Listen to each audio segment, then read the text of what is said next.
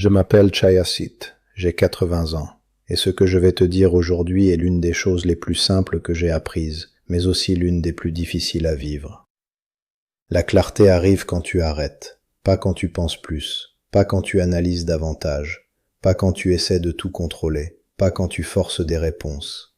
La clarté arrive quand tu arrêtes de courir à l'intérieur de toi, quand tu arrêtes de remplir chaque silence avec des pensées, quand tu arrêtes de vouloir résoudre ce qui demande d'abord à être regardé. J'ai passé une grande partie de ma vie à croire exactement le contraire. Je croyais que plus je réfléchissais, plus je verrais clair. Je croyais que l'agitation intérieure était un signe de sérieux. Je croyais que si je m'arrêtais, je deviendrais passif, faible, inattentif. Mais ce n'est pas ce qui s'est passé. C'est en arrêtant que j'ai commencé à voir. Je suis né dans un petit village du nord de la Thaïlande. Une vie simple, rude, très concrète. Il y avait toujours quelque chose à faire. Toujours une responsabilité, toujours une urgence. Dans un tel monde, on apprend vite à avancer. On apprend à ne pas s'écouter trop longtemps. On apprend à garder la tête pleine de ce qu'il faut prévoir. Alors mon esprit est devenu très actif très tôt. Il pensait à ce qui pouvait mal tourner. Il revenait sur ce qui avait déjà fait mal. Il préparait des réponses, des solutions, des défenses. Et comme cela ressemblait à de la vigilance, je pensais que c'était utile. Je ne voyais pas encore que mon esprit n'était pas seulement attentif, il était agité. Et cette agitation me volait quelque chose de précieux sans que je le sache. Elle me volait la clarté.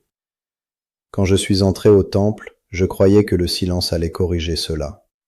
Je pensais que la méditation calmerait naturellement mon esprit et que grâce à cela, la sagesse viendrait. Mais la première chose que j'ai découverte dans le silence, ce n'était pas la paix, c'était le mouvement constant de mes pensées.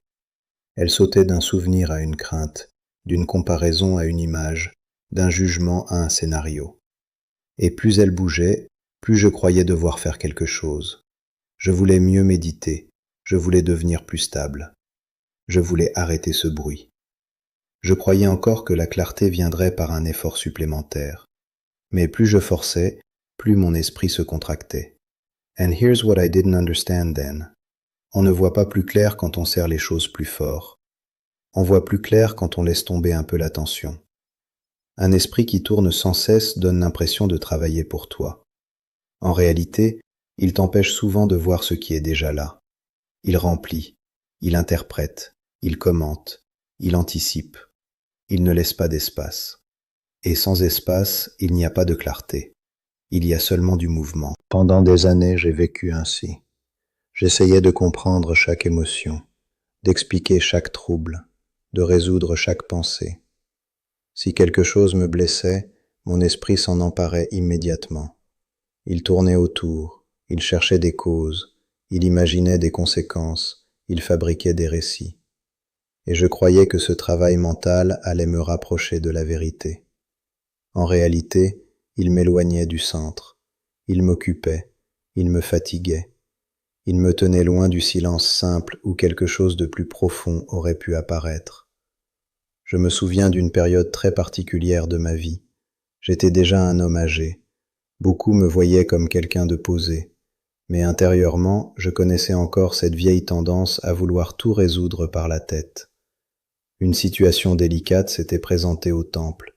Pas une catastrophe, rien d'énorme, mais mon esprit s'en était emparé.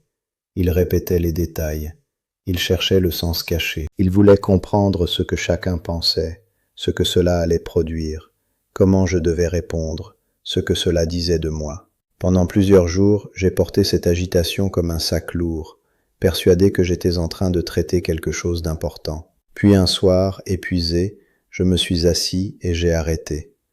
Pas de manière héroïque, pas par sagesse brillante, par fatigue. J'étais simplement trop fatigué pour continuer à suivre chaque pensée, et c'est là que quelque chose est arrivé. Ce que je cherchais à comprendre n'est pas devenu plus clair parce que j'ai réfléchi davantage. C'est devenu plus clair au moment où j'ai cessé d'ajouter du bruit, au moment où j'ai laissé tomber les interprétations pendant un instant, au moment où j'ai laissé l'esprit ne pas savoir. Tu sais ce qui m'a le plus surpris ? La clarté n'est pas arrivée sous la forme d'une grande réponse. Elle est arrivée comme une simplicité, comme si, sous toute l'agitation, les choses étaient déjà là, plus simples, plus nues, plus directes que ce que mon esprit racontait. Le fait était petit, le récit mental était immense, et en arrêtant, j'ai vu la différence. Laisse-moi t'expliquer quelque chose de fondamental. Beaucoup de gens croient que la clarté est le résultat d'un grand effort mental, mais bien souvent, ce qu'ils appellent clarté n'est qu'épuisement sous forme d'analyse. Ils tournent, retournent, comparent, interprètent, et finissent plus fatigués, pas plus lucides. La clarté véritable a une autre qualité. Elle est plus calme, plus simple. Elle n'a pas besoin de tant de mots. Elle apparaît quand l'esprit cesse un moment de vouloir tout tenir. J'ai mis des décennies à le comprendre. Ce que la plupart des gens ne réalisent pas, c'est que penser n'est pas toujours voir. Très souvent, penser beaucoup empêche de voir, parce que l'esprit remplit chaque espace avant que la réalité ait le temps de se montrer. Il veut tellement comprendre qu'il n'écoute plus. Il veut tellement conclure qu'il ne regarde plus.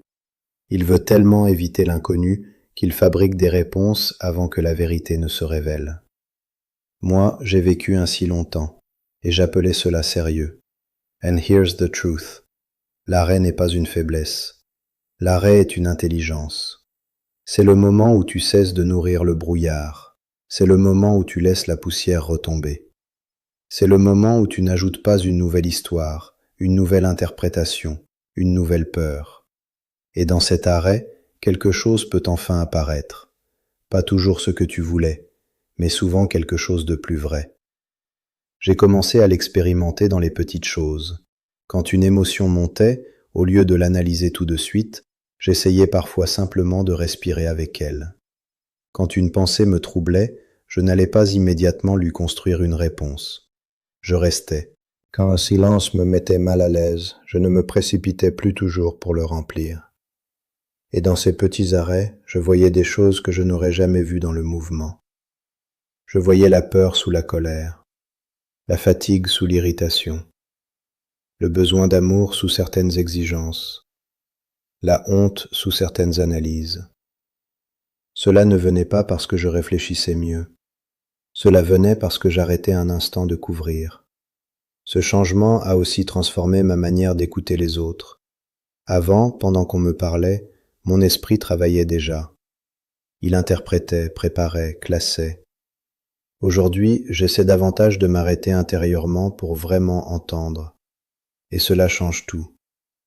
Parce que la clarté dans une relation n'arrive pas seulement quand tu comprends mieux l'autre. Elle arrive aussi quand tu cesses d'ajouter immédiatement ton propre bruit à ce qu'il dit. You see, ce principe vaut dans tellement d'endroits de la vie, dans la douleur, dans les conflits, dans le doute, dans le deuil, dans la vieillesse.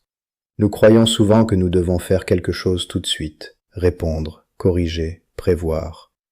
Mais parfois, le geste le plus sage est d'arrêter, de ne pas courir, de ne pas remplir, de ne pas décider trop vite, de laisser l'expérience respirer, parce que beaucoup de vérités n'apparaissent que dans l'espace que le mental laisse enfin libre. À 80 ans, je peux te dire ceci avec beaucoup de calme. La clarté arrive quand tu arrêtes. Quand tu arrêtes de croire que plus de pensée signifie plus de vérité.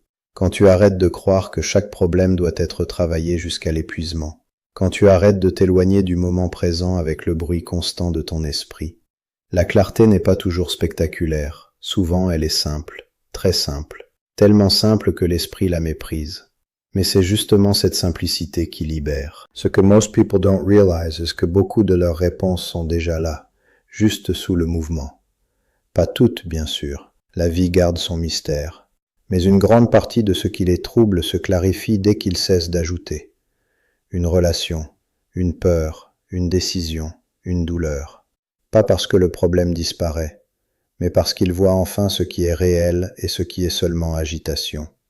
Si ces mots te parlent, ne te précipite pas pour les transformer en nouvelle idée, en nouvelle méthode, en nouveau but. Fais quelque chose de plus simple. Arrête-toi un instant, aujourd'hui, même quelques minutes. Assieds-toi, respire. N'essaie pas de résoudre, n'essaie pas de comprendre plus vite.